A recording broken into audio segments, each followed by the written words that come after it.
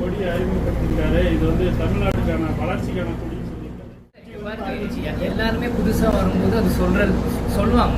அது தப்பு ரைட்டுன்னு சொல்ல முடியாது. அவங்க முயற்சி எல்லாருமே எடுக்கிறாங்க. அதை வந்து தமிழ்நாடு வந்து தொடர்ந்து அது 2 கட்சிக்கு மட்டுமே ஆதரவு கொடுத்துட்டு இருக்காங்க. மற்றவங்க யாரும் ஆதரவு கொடுக்கறனால பெருசாக தெரியறதில்லை. நீங்கள் அண்ணா விஜய் அண்ணா வந்து நீங்கள் அதை சொல்லியிருக்கிறாருன்னா அவர் வரவேற்கிறோம். அவரோட முயற்சி அவரோட விஷயத்துக்கு வாழ்த்துறேன். அவர் பண்ணுறாரா இல்லையா நம்ம பொறுத்திருந்தா அது பார்க்கணும். அவர் கொடி வந்து தமிழுக்கு வளர்ச்சி கொடுக்குறா இல்லையா நம்ம பொறுத்திருந்தா அது பார்க்கணும்.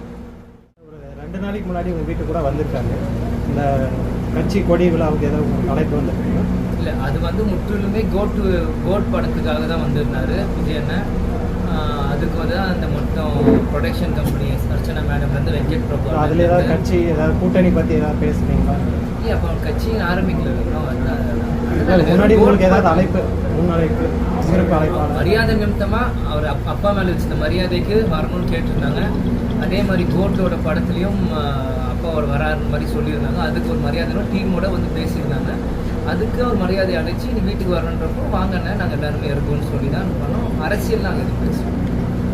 இந்த மாதிரி தான் பாஜகவும் திமுகவும் மறைமுகமாக கூட்டணி கட்சிகள் தான் வந்து ஜெயக்குமார் சொல்லியிருக்காரு. இல்லை, அது பார்த்தீங்கன்னா திமுக வந்து தேவைன்னா புறக்கணிக்கிறது வேணும்னா வச்சுக்கிறது வந்து ஒரு தவறான விஷயமா தான் இருக்குது. ஏன்னா இப்போ மற்றவங்க யாராச்சும் கூட்டணி செய்கிறது இல்லை தேர்தலில் போகிறப்போ தேவையில்லாத வார்த்தைகள் சங்கி அந்த மாதிரி எதோ சொல்லி அவங்களோட ஐடிவிங்க வச்சு எல்லாருமே தாக்கம் பண்ணுறது. இப்போ அவங்களே சொல்லும் போது அது தவறாக இருக்குது.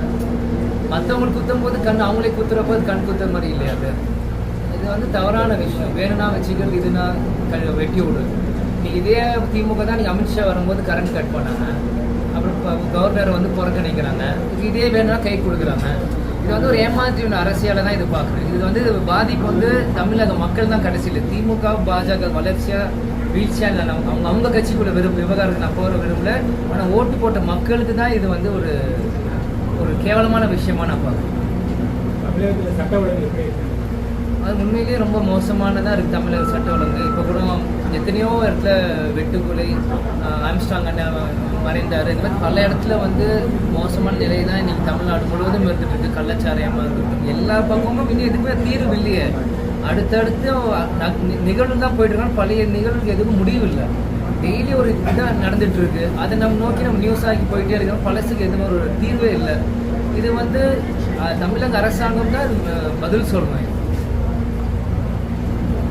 பெண்கள் வந்து சுதந்திரமாக வாழக்கூடிய மாநிலம் வந்து தமிழ்நாடு அப்படின்னு சொல்லி முதல்வர் சொல்லியிருக்காரு. அதுக்கு உங்களுடைய கருத்து? இல்லை, இப்போ பார்த்தீங்கன்னா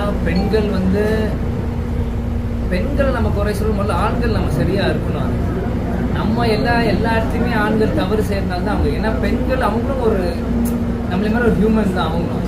இது இந்த மாநிலம் நான் பெருமை சொல்கிற விஷயம்னா இல்லை.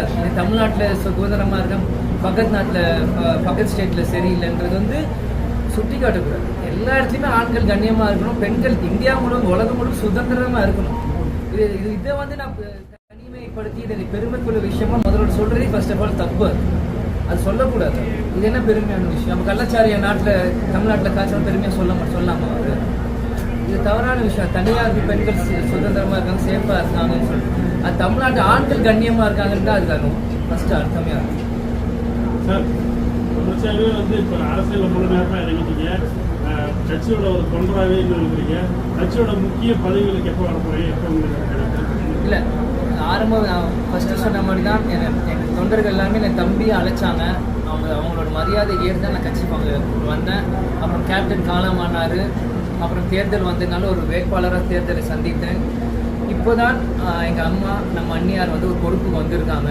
இனி கட்சி பொறுப்புகள்லாம் வருமானு எங்கள் தலைமையில் இருக்க அண்ணன் இளங்கோ, எங்கள் அம்மா இவங்க எல்லாருமே சேர்ந்து முடிவு எடுத்தாதான். நான் ஃபஸ்ட்டு இருந்து சொன்னேன், எதுக்குமே நான் நோ சொல்ல மாட்டேன், நான் பின்னாடி வருவேன் அப்படின்ட்டு போலி பேச்சுன்னா எனக்கு தெரியாது. எனக்கு தெரியும் ஒவ்வொரு நாள் அரசியலுக்குள்ளே வருவேன், நான் வந்து உள்ளே தேர்தலுக்குள்ள நடிக்க மாட்டேன் அப்படின்னு போலி பேச்சுனா எனக்கு பேச தெரியாது. பொறுப்பு வரணும் கொடுக்குறாங்கன்னா என்னைக்கு தலையெடுத்தாலும் தலைமையிலங்க ஏற்றுக்க தயார். அதே எங்கள் அம்மாவும் சரி, எங்கள் தலைவர் பிரேமலதா விஜயகாந்தும் சரி, எங்கள் தலைமையில் இருக்க அண்ணன் இளங்கோவாக இருக்கட்டும், மோகன்ராஜன், பார்சன், எங்கள் மாமா சுதீஷன் எல்லாருக்குமே தெரியும். மூத்த நிர்வாகிகளுக்கு தெரியும் எனக்கு எப்போ கொடுக்கணும்னு. அவங்க வீட்டு மகனா அவங்க வீட்டு தம்பியாக இருக்கேன்.